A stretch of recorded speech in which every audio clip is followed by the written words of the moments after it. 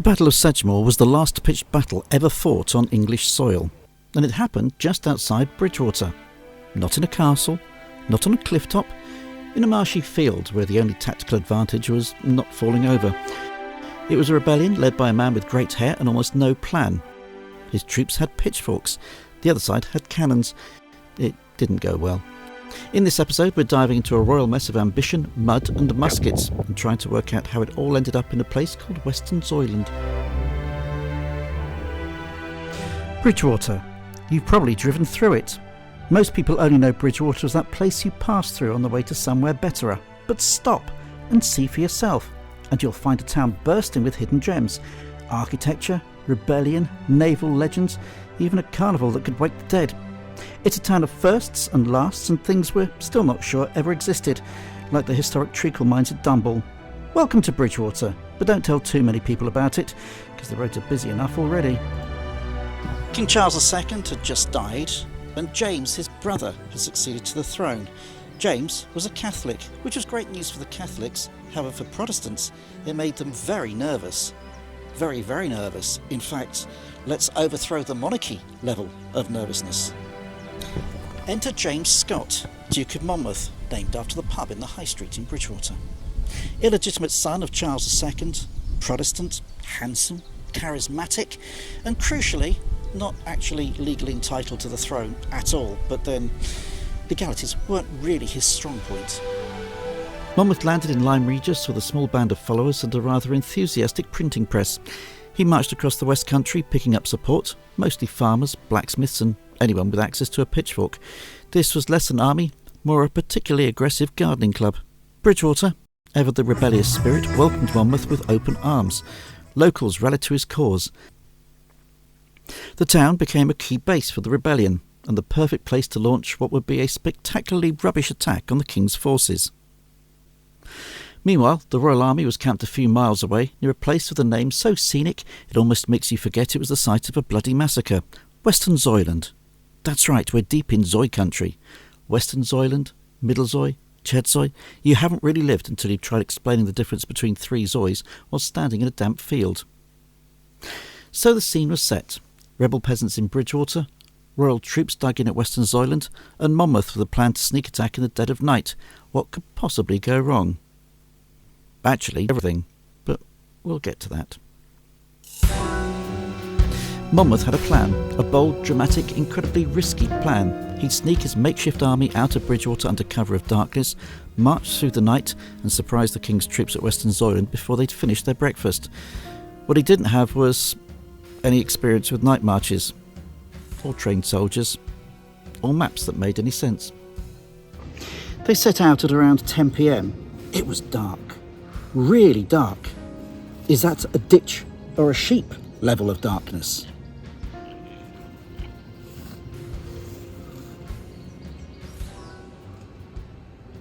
Is that a ditch? Don't know if it's a ditch or a sheep, you know. It's difficult to tell in this light. I mean, the ditches rock backwards and forwards. Who knows? The path led them across the moors. Soggy, uneven ground, perfect for dramatic defeats and twisted ankles. If only they'd followed this map, they could have got there much, much quicker and much quieter as well. At one point, they tried to cross a stream by walking over a narrow causeway, which shockingly proved difficult when you're carrying farm tools and trying to be quiet. And then came the ultimate tactical hurdle, Zoyland geography. You've got Western Zoyland, where the king's troops are, but also Chedzoy, Middle Zoy, maybe Upper Zoy, Lower Zoy, who knows? They breed like hill names around here. It's like trying to fight a battle in a fantasy novel written by a Somerset parish council. Anyway, confused by the terrain and slowed by the mud, the rebels arrived late, disorganised and cold. Worst of all, Monmouth's one big advantage, the element of surprise, had been completely lost.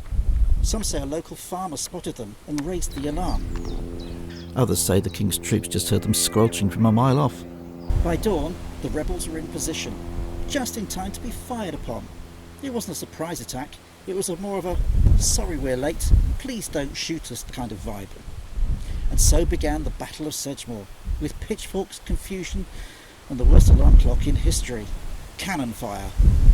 Boom! Boom!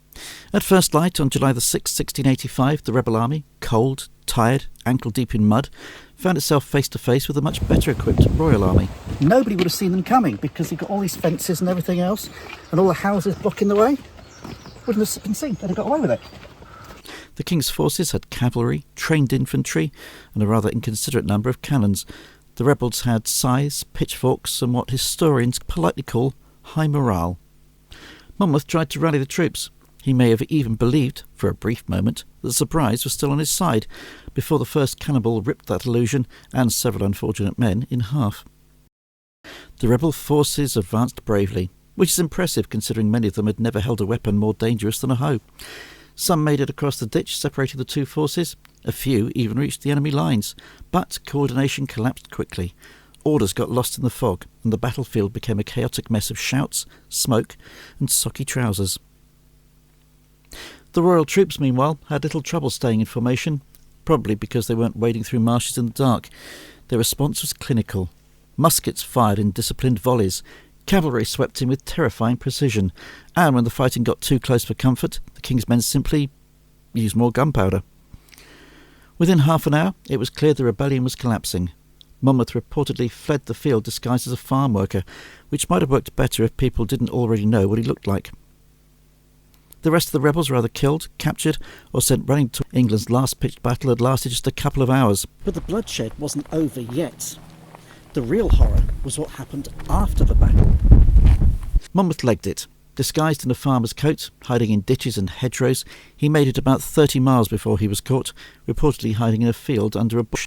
He was dragged to the Tower of London and, after some brief begging, was beheaded.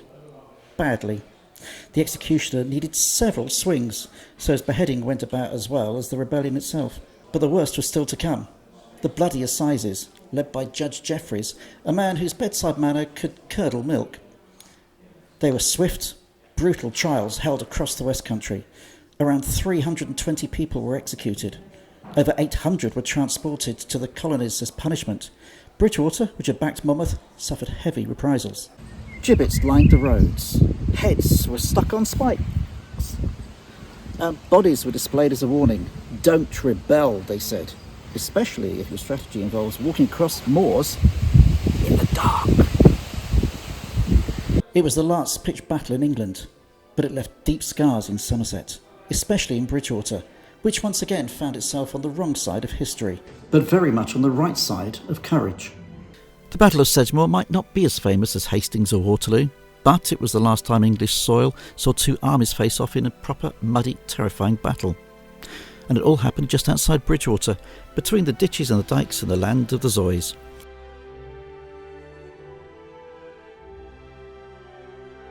It was a rebellion built on hope, desperation, and a wildly optimistic sense of timing.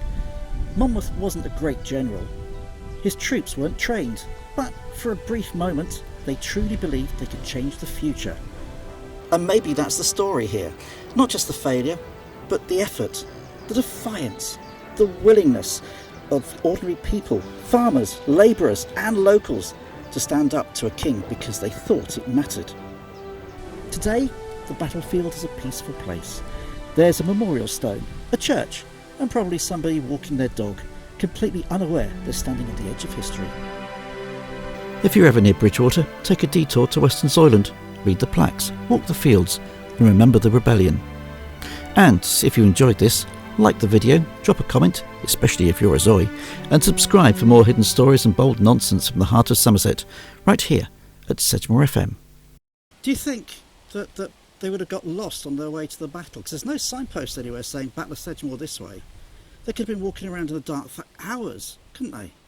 You'd have thought that somebody would have put up a sign saying, "This way, but be quiet."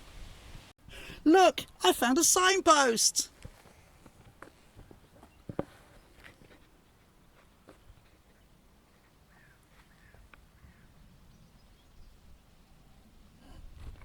Over 300 rebels hanged.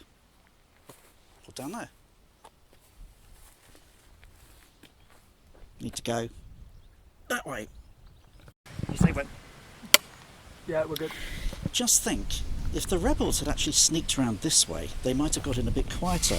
However, what they actually did was they came around this side of the sign on the map, and look, there's a metal gate, which was very squeaky, as WD-40 hadn't been invented back then. Honestly, nightmare to work with. Yeah, rolling. I actually don't know how you put up with him. Seriously, Ashton, I think you deserve an Oscar. I think you might. Just for actually putting up with the... Is that a wasp on me? Not that I can see. Are you recording? Yeah. Yeah, I am. No, seriously. Seriously. Look. Do you think that's one of the pitchfork men? Still hanging from the tree up there? Yeah. Could be, couldn't it?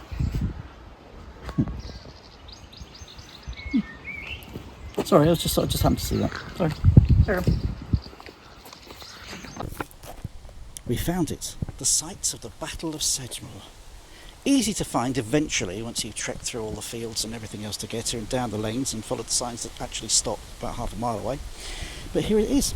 This is the site of the battle itself. Fenced in because they needed to keep all the combatants in one place and to stop it from actually spilling out into the local villages. But here we are in Zoyland. And this is an historic piece of land. Dare I go in? What will I be stepping on? And more importantly, who will I be stepping on? That's the question really, isn't it? All those people who fought here, all those people who died here, all those people who cleared off to the pub afterwards for a quick pint. They all stood here and battled here. But why? Why did they do it? Why does that say Quebec on it? We're nowhere near Quebec. But the one over at the back says Sedgemoor. Although they've missed off the FM and they've got the frequency wrong. They put 16 something on there and we're not on 16 anything. It's 104.2.